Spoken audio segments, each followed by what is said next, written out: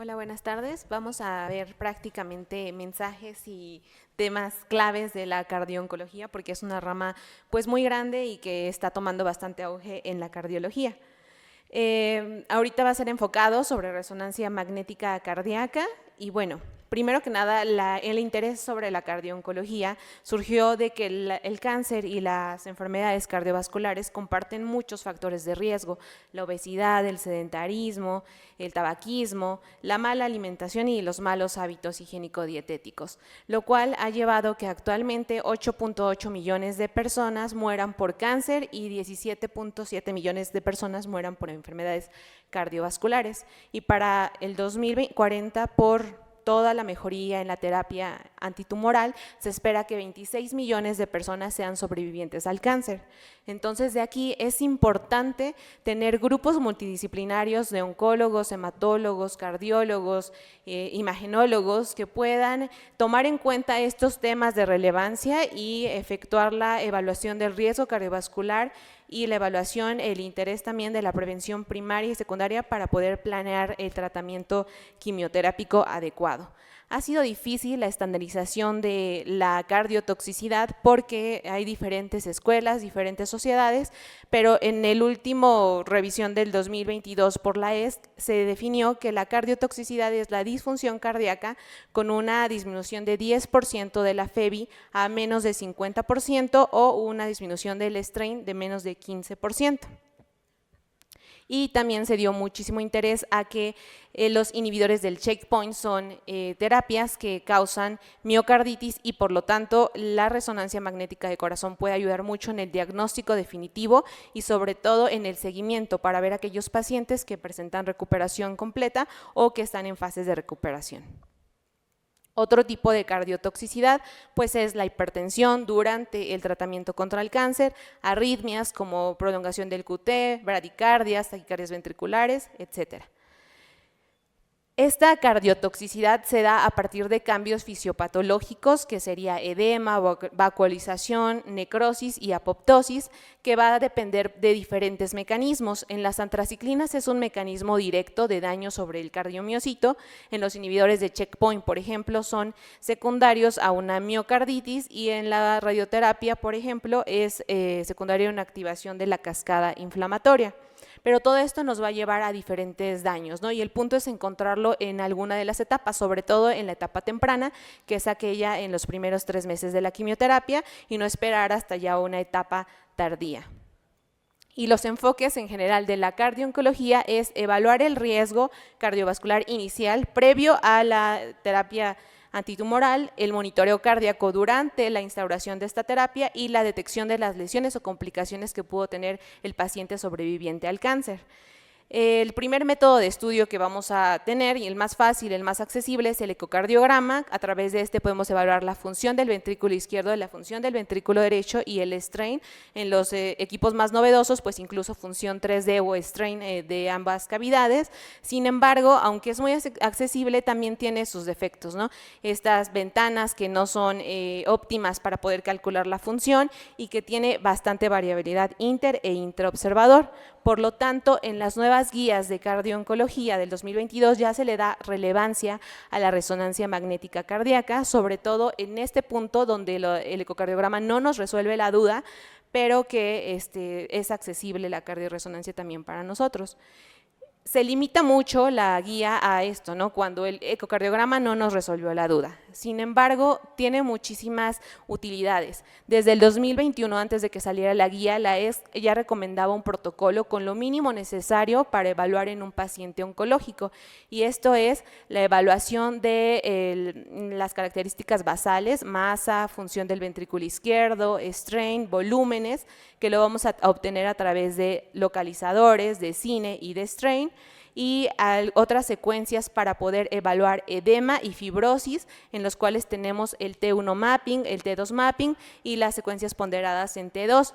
Estas últimas secuencias nos van a funcionar como un marcador temprano de cardiotoxicidad, es lo que actualmente se están determinando. Y ya en etapas un poquito más tardías también nos sirve para la caracterización tisular el realce tardío de gadolinio a través del realce y también del contraste contraste o el mapping T1 postcontraste para poder evaluar las zonas donde hay fibrosis focal. Entonces, esto serían las secuencias mínimas necesarias y de ahí pues podemos agregar otro tipo de secuencias dependiendo hacia dónde está dirigido nuestro abordaje diagnóstico. Si además existe la sospecha de una patología pericárdica con constricción, pues podríamos realizar un real time con respiración libre, contraste de fase cuando hay sospecha de valvulopatías, o si se trata de un paciente hematológico que ha tenido importantes antecedentes de transfusión, agregar un T2 estrella, y cuando se sospecha de algún tipo de masa o infiltración a nivel de pericardio, también podríamos hacer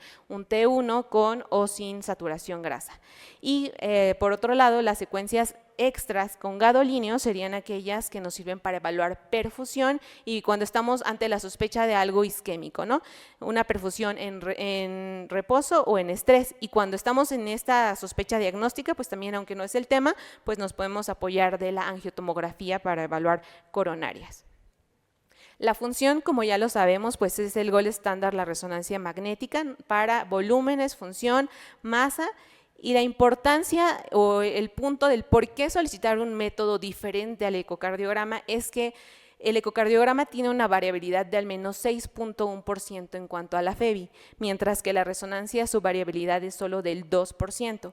Si nosotros tenemos en mente que la variabilidad es del 6%, un paciente que se reporta con FEBI conservada puede cambiar, puede ser en realidad una FEBI reducida que llevaría a un pronóstico diferente, ya que al tener una FEBI reducida, pues te tienen que cambiar todo el tratamiento oncológico, reducir dosis, etcétera, y ese es el punto en el cual la resonancia pues está teniendo este impacto.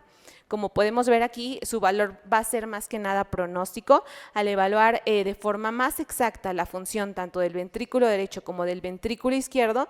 Como se observa en la gráfica, podemos ver que aquellas FEBIs y funciones del ventrículo derecho conservadas, más del 55%, tienen una sobrevida que alcanza el 67, el 34%, mientras que aquellas FEBIs que están reducidas o severamente o moderadamente reducidas, la sobrevida disminuye drásticamente hasta 1% o 3%. Entonces, ese es el punto angular del por qué tenemos que optar por otros métodos de imagen más certeros.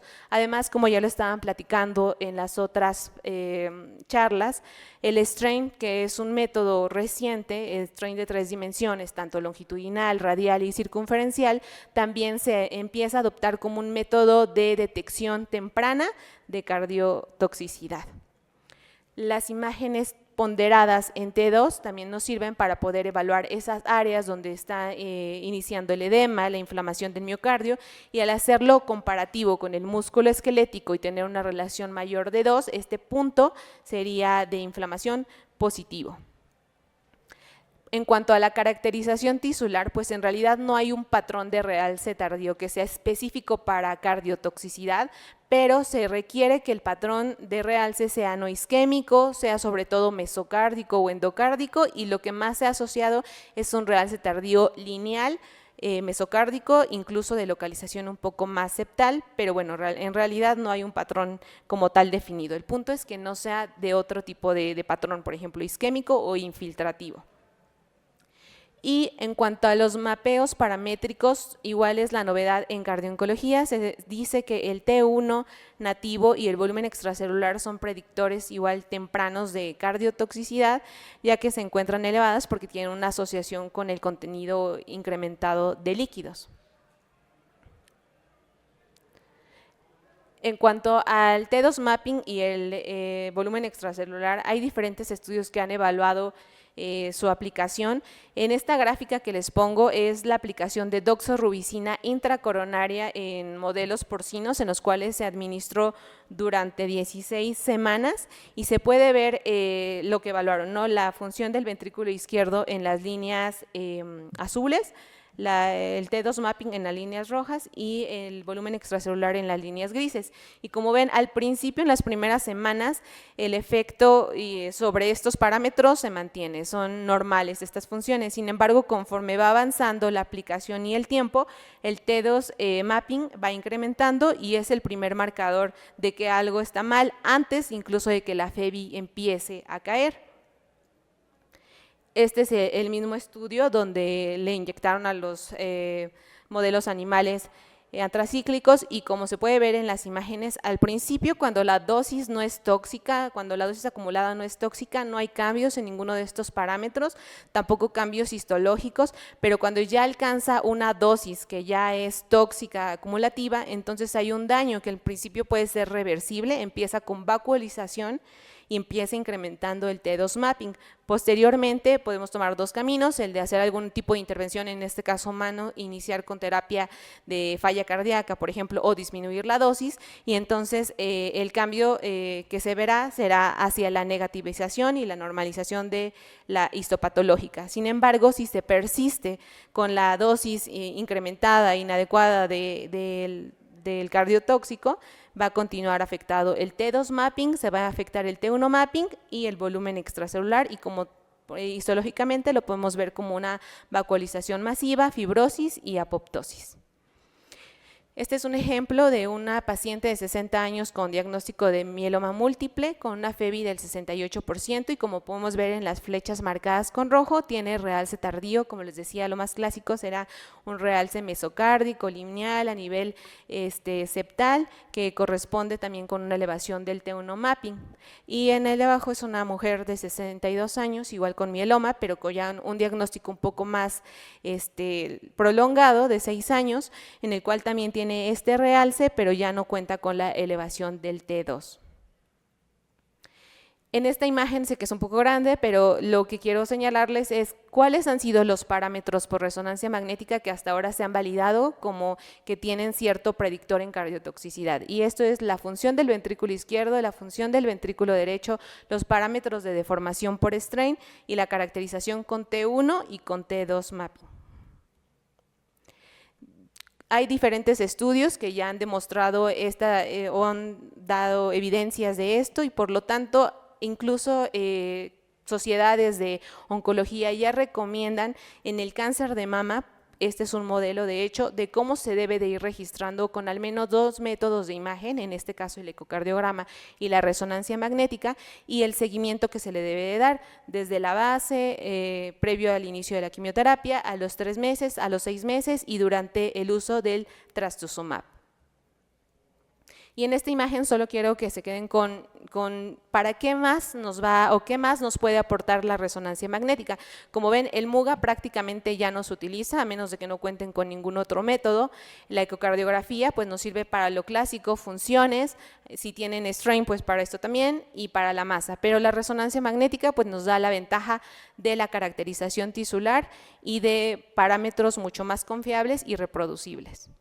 Y pues de las conclusiones, solamente quisiera que se quedaran con la idea de que la cardiooncología es una rama de la cardiología que debemos de empezar a tener en mente para poder ayudar a estos pacientes que están pasando por un proceso bastante difícil, que están sobreviviendo al cáncer, pero que al final, si no reciben un adecuado tratamiento y estratificación, van a tener complicaciones cardiovasculares a largo plazo.